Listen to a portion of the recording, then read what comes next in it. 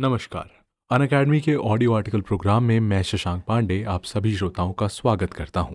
आज का हमारा ये ऑडियो आर्टिकल चर्चित न्यूज़पेपर इकोनॉमिक टाइम से लिया गया है और इसकी थीम है after toppling Syria's Bashar al Assad Uyghur fighters warn Xi Jinping. दोस्तों, ये आर्टिकल यूपीएससी के दृष्टिकोण से अंतर्राष्ट्रीय संबंध विषय से जुड़ा है और यूपीएससी के सामान्य अध्ययन पेपर 2 से संबंधित है।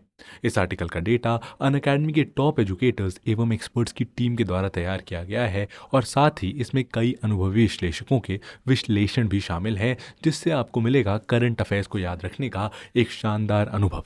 तो चलिए इस आर्टिकल की शुरुआत करते हैं। आइए जानते हैं कि मुद्दा चर्चा में क्यों बना हुआ है। दोस्तों, कुछ हफ्ते पहले ही जिन उइगुर लड़ाकों ने सीरिया में तबाही मचाकर बशर अल असद को सत्ता से उतार फेंका था, अब उन्हीं उइगुर लड़ाकों ने कड़े शब्दों में चाइना को चेतावनी दी है और उनका कहना है कि अगर चीन पूर्वी तुर्किस्तान से दूरियां नहीं बनाएगा तो हमारा अगला टारगेट चीन ही होगा और हम शी जिनपिंग को भी सत्ता से उतार के फेंकेंगे। इस धमकी के बाद से ये बात दोस्तों पूरी दुनिया में आग की तरह से फैल गई है और अब आप भी ये सोच रहे होंगे कि ये पूर्वी तुर्किस्तान और चीन के बीच में आखिर क्या विवाद है जिस वजह से उइगुर लड़ाके उसके पीछे हैं। और दोस्तों, आइए सबसे पहले इसकी तह तक ही जाते हैं।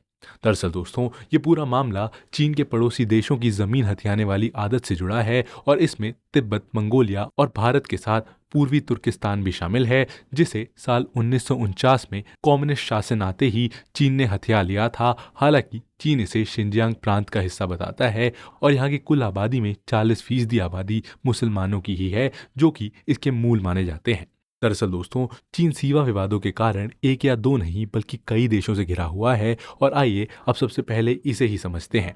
दोस्तों, दुनिया के नक्शे पर चीन एक ऐसा देश है जो अपने पड़ोसी मुल्कों की जमीन पर अवैध कब्जे को लेकर सबसे ज्यादा विवादों में रहता है। दरअसल चीन दुनिया के नक्शे पर सबसे ज्यादा 14 देशों के साथ अपनी सीमा साझा करता है और चीन ने विवादास्पद विस्तारवादी नीति के तहत सभी पड़ोसी देशों की जमीन पर या तो कब्जा कर रखा है या कब्जे का प्रयास करता रहता है। भारत भी इसे अछूता नहीं है और भारत के सीमावर्ती राज्यों और नेपाल व भूटान देश पर कब्जे को चीन की विवादित 5 फिंगर पॉलिसी के नाम से जाना जाता है कि वो आधिकारिक तौर पर इसका उल्लेख नहीं करता है, लेकिन इस दिशा में लगातार प्रयासरत रहता है। इतनी ऐतिहासिक पृष्ठभूमि समझने के बाद अब दोस्तों ये उइगुर लड़ाके कौन है, ये प्रश्न उठना लाजमी है। तो चलिए अब इसे भी समझ लेते हैं। दरअसल दोस्तों, उइगुर पूर्वी और मध्य एशिया में रहने वाले इस्लामी तुर्क समुदाय की एक जनजाति है और वर्तमान में ज्यादातर उइगुर लोग चीनी जनजाति गणराज्य द्वारा नियंत्रित किए जाने वाले प्रदेश में आते हैं। इनमें से लगभग 80% इस क्षेत्र के दक्षिण पश्चिम में स्थित तारिम घाटी में रहते हैं और ये लोग उइगुर भाषा बोलते हैं जो तुर्क भाषा परिवार की एक बोली है। और दोस्तों, इन्हीं सारी राजनीतिक गतिविधियों को देखते हुए चीन की भविष्य की रणनीतियां क्या हो सकती हैं, आइए अब उन्हें समझ लेते हैं। दोस्तों, चीन को उइगुर समुदाय और अन्य विवादों को सुलझाने के लिए शांतिपूर्ण और न्यायपूर्ण रास्ता अपनाना चाहिए और उइगुर लोगों के साथ बातचीत कर उनकी संस्कृति, धर्म और भाषा का सम्मान करना चाहिए। शिनजियांग में मानवाधिकारों का ध्यान रखते हुए निगरानी और जबरन हिरासत जैसी नीतियां भी उन्हें खत्म करनी चाहिए और पड़ोसी देशों के साथ सीमा विवाद बातचीत के साथ हल करने चाहिए। उइगुर क्षेत्रों में रोजगार और शिक्षा के अच्छे मौके देकर वे लोगों का विश्वास जीत सकते हैं और सैन्य दबाव के बजाय शांति और विकास को प्राथमिकता देना यहाँ चीन और दुनिया के लिए बेहतर होगा।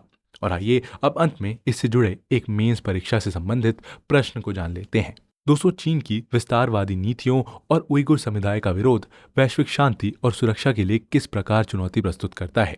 इस संदर्भ में पूर्वी तुर्किस्तान के साथ विवाद का विश्लेषण कीजिए।